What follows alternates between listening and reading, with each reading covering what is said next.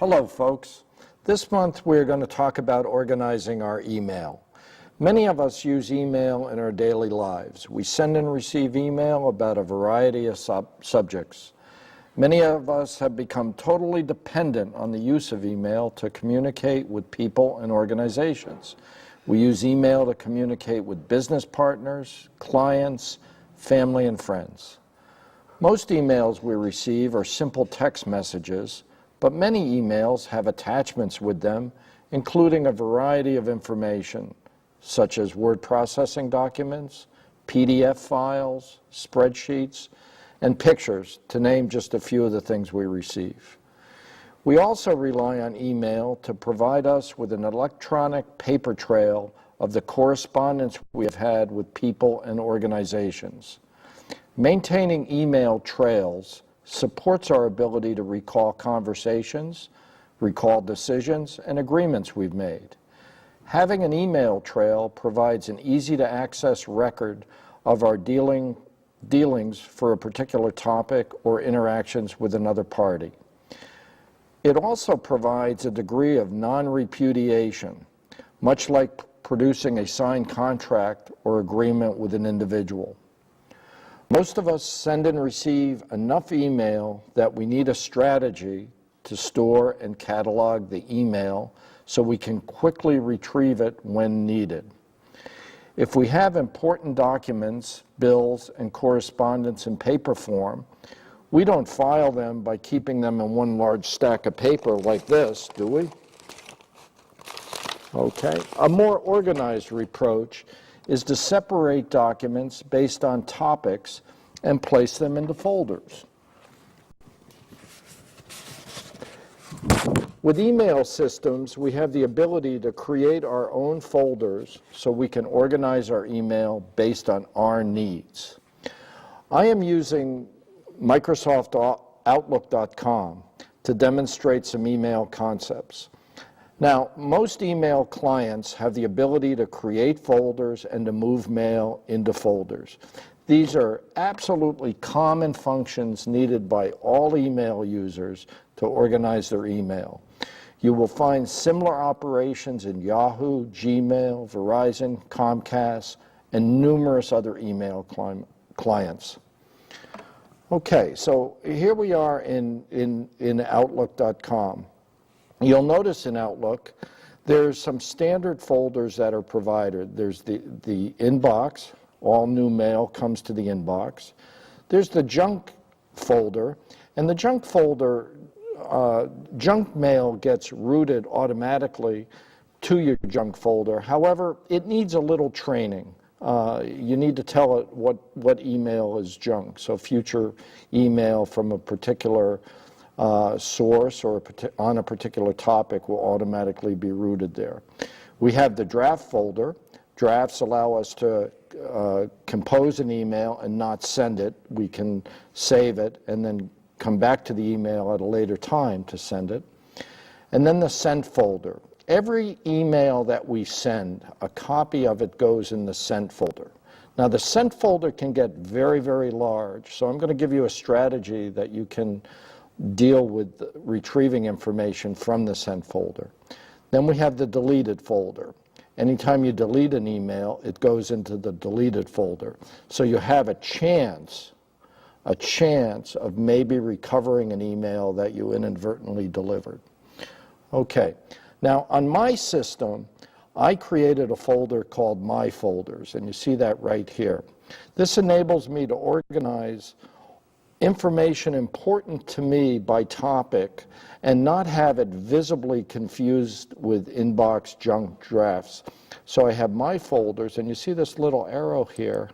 I can collapse that. So I just see my folders, and I don't see anything under it. So in this case, I've created some folders that's going to help me organize my email, okay? And you just saw me collapse that. Okay, so again, this is very standard functionality that's in all email clients. Okay, so now I have two folders that are created. I have a folder called Calendar and a folder called Email Link Test. And that's not a very good name, but we'll get to that. Okay, let's get bill organized. So I'm going to scan my inbox over here for some email. And you see I have some email here. I have pictures from the Littleton 300th Parade, okay? Now, I want to save that. I want to save that email. So what I'm going to do here is I'm going to go and I'm going to create a new folder. So I'm going to press New Folder, and I left-clicked on that. And now I'm going to create a folder, Littleton 300th, okay? Now you see that folder now appears under the standard folders, but I don't want it there, so I'm going to left-click on that and drag this down to My Folders. So now, under My Folders, which are my folders, okay, I have 3 folders. I have Calendar, Email, Link Test, and Littleton 300th. Now I'm going to take this picture. You can see this email here. Okay, get out of that.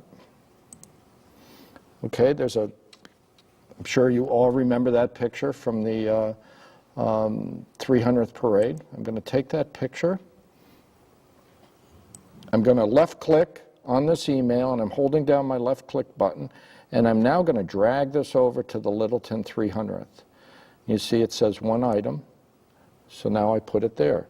And I'm going to look in the 300th folder now, just to make sure it's there. And sure enough, there it is. Okay, so now I'm going to go back to the inbox, and I'm going to see what else do I have. Okay, I also have some pictures here of the Great Smoky Mountains. So now that means I need another new folder, and I'm going to name this Rocks. Okay, and I have my Rocks folder here, and I'm going to drag that under My Folder, and there it is. I'm now going to take this picture, this email and picture of the Great Smoky Mountains. I'm going to drag that into my Rocks folder.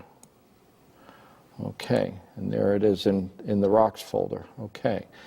Okay, now I have another folder here called Email Link Test. Now, whenever I look at that, I say, what the heck is that email folder trying to represent? So what this should represent is really programming tests. So what I'm going to do is I'm going to rename that folder.